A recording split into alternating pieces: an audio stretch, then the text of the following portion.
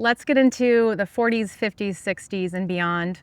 What signs of aging are people dealing with in those decades, and how do you address them? Yeah, these are good decades to link together because it's kind of a lot of the same happening, but some big changes happen in there with kids, stress, and sex hormones that happen. So stress ages us, changing in our sex hormones, especially for women around perimenopause, which is a little bit redundant to say perimenopause, but it's just this like title that exists now.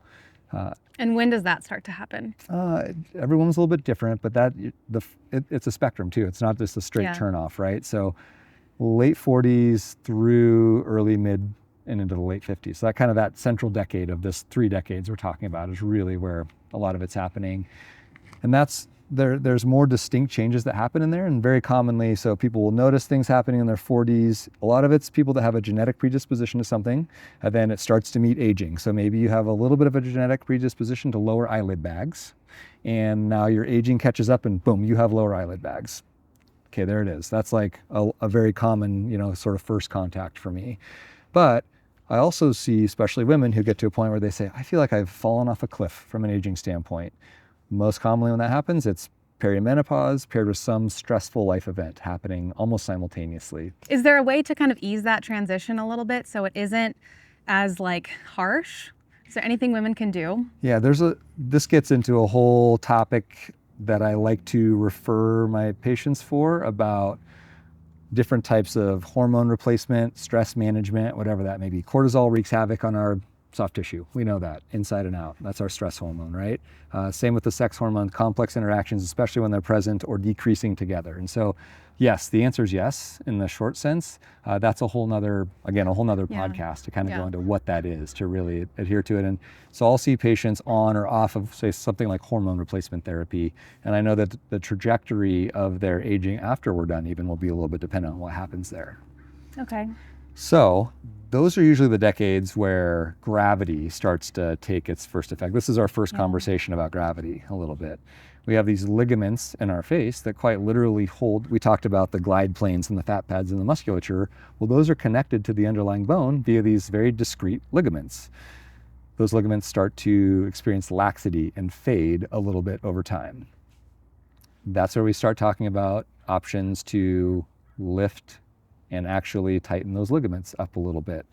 There's lots of different ways to do that. I tend to adhere to a very, very, very, in the scope of things, minimally invasive way to do that. I like to go right underneath the ligaments themselves, put fat pads back where they go, keep things as small and minimally invasive as possible, not even in the same boat as a lot of the old school procedures that people might think of from like a facelift standpoint. Yeah, what actually happens in a traditional facelift procedure? Yeah. I've heard it's a little bit crazy. Well, so with a traditional, like let's say brow lift, everybody thinks of this old brow lift where there's an incision that we call it a coronal, goes ear to ear, the whole brow is pulled up, you look surprised. So far away from that now, not even close. Teeny little incisions hidden back in the hairline, can't even find them when we're all said and done, right?